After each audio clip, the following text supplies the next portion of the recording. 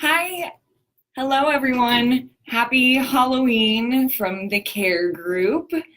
We have a ton of really cool stuff going on over here, and we wanted to share some of it with you. First off, I am Lauren. I am the Director of Marketing and Communication for the Care Group. And this is my dad, just in case I slip up and call him dad in the middle of this video. There's nothing weird going on. He's really my dad. Um, and I have come on board to help spread the word about functional medicine. And do you know what's scarier than ghosts? Our current healthcare system. I think that we can all agree that there is much to be a little bit worried about. So I'm sitting here today with Dr. Guillory. And Dr. Guillory, if you don't know, has been in private practice in Aurora, Colorado for 33 years. And he is unique because he is a medical doctor. He's an MD, but he can practice conventional medicine, but he has a particular interest in functional medicine. So we're going to talk a little bit today about where we are with the healthcare system, and more importantly, what we can do about it. It's not just to bum you out. Obviously, we're not here to bum you out. There is a solution, and it's a little bit more accessible than you might realize. So please feel free to drop us a comment. And if you like this video, please share it with your friends. We're really trying to get the word out about your local doctor who knows what he's talking about. So let's dive right in here. Dr. Guillory, can you explain a little bit how we got here? What is conventional medicine? Why is it so expensive? Well, it's interesting, but if you look at the healthcare premiums, they've just gone up and up and up. I don't remember a single year in the 33 years I've been in practice where my personal healthcare premiums have actually gone down, and it's gotten to a point where it's unsustainable. And what I think everybody needs to realize is that money that you're paying out of pocket for your insurance and the money that your employer's paying for insurance really decreases the amount of wages that you're going to get because the healthcare costs are out of control. I mean, it really sickens me to see this trend. And when I go back to 1985, when I first started practice, here's the way it worked back then. You came in as a patient, I treated you, I gave you a bill. You looked at the bill and you decided whether or not that was reasonable. You paid the bill and you filed the claim with your insurance. And back then, it took about 2.3 full-time equivalents or employees to support each provider. Now it's more than doubled. I mean, from the provider standpoint, our costs have gone out of sight just to provide the same care that we were providing 30 years ago with all the rules and regulations and people you need for pre-certification and that sort of thing. And it's just unsustainable. And I think that there is, a potential solution to this. And what that involves is you taking charge of your health. It's great that we have the internet now, and it's kind of good and bad, but at least you can kind of go into your next appointment informed about what you think's going on. Nobody knows your body better than you do. That is true. That is very true. And it's so interesting to hear it from a doctor's perspective. I think that as citizens and consumers, we are thinking that doctors are kind of behind this whole movement, and not necessarily. So that's interesting. So you've been in private practice for 33 years now. Give us a little bit of the history from your perspective. Well, as I mentioned earlier, in the old days, you went to the doctor, you got a bill, you paid it, and you filed it with your insurance. And then we got more into employer-sponsored healthcare, where the employer paid for the health care, and there was a time when you might have paid $5 to see the doctor for a copayment, or $10 or $20, but you didn't have these huge deductibles that are coming out of your pocket. And the employees didn't seem to mind so much. There was a disconnect between the person receiving the care, the patient, and the person paying for the care, the employer. Fortunately now, one of the good things I'll say is there's more of a connect. If you have a high deductible and you go in to have something done, then you're going to look at that bill and go, well, was that reasonable for, what I received? But it all started with the disconnect between the person receiving the care and the person paying for the care. Interesting. Okay. So we've concluded that we are definitely in a bit of a crisis, if you will, with our current healthcare system. So tell us why you think functional medicine is the answer. How can that really help save the system? Well, let me just contrast traditional medicine to functional medicine, and then I'll give you one example of how this works. And I could give you every week 15 or 20 examples of how this works. So with traditional medicine, it's the disease drug model. Doctors are great at making a diagnosis. You have rheumatoid arthritis, there's the disease, here's the drug that's used to treat that. I mean, we've had a 400% increase in autoimmune disorders, and the drugs used to treat these autoimmune disorders are astronomically expensive. We're talking thousands of dollars a month. So I'm using that as one example, disease, drug.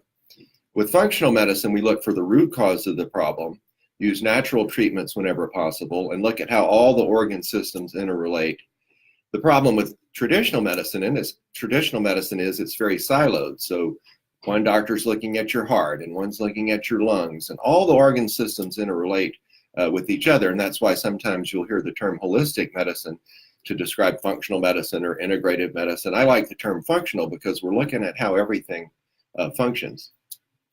Right. Okay. And we give a little bit more of a breakdown of that in our most recent newsletter. If you're not signed up for those, we will drop a link in the comments where you can go ahead and sign up. We talk about the difference between conventional medicine and functional medicine, and we don't dive into functional medicine too much, but we will in our next upcoming one. So if you're interested in what functional medicine is and the nitty-gritty of it, that will be coming in the next newsletter. So make sure you sign up for that. So Dr. Giller, what do you recommend people start doing today to start taking care of themselves and hopefully not even have to enter the whole world of prescriptions and surgeries and things that really could potentially be avoided? So let me give you one example that I think illustrates several points in terms of how functional medicine works. And this is a real patient that I saw a few years ago. And she comes to me with the chief complaint of palpitations, where she feels her heart beating kind of hard and fast from time to time. So here's an important point. Rule number one, if you have any new complaint, it could be a drug side effect. And as it turns out, in this particular case, her palpitations started when she was started on a drug called Mirapex to treat her restless leg syndrome. So let's back up a minute. Palpitations, turns out the drug she had been prescribed by the neurologist, Mirapex, was causing the palpitations. So functional medicine is the medicine of why. It never ends until you get to the end of the why questioning. So the question is, why did she have palpitations? Side effect from Mirapex. Why was she on Mirapex? Because she had restless leg syndrome. Well, as it turns out, restless leg syndrome, which are these creepy, crawly sensations that you get in your legs at night, usually, that make you want to get up and walk around, think you're going to go crazy. So restless leg syndrome is caused oftentimes by low iron levels. And you can Google restless leg syndrome and low iron and question why everybody that doesn't get diagnosed with restless leg syndrome have their iron level checked. That's kind of one of the things that drives me crazy. Restless leg drug. No, restless leg, why? Why do they have it? Often it's low iron. So what we did in her case, we checked her ferritin level. Ferritin is the storage form of iron. And it's been shown in the regular medical literature that low ferritin is associated with restless leg syndrome. Why is that?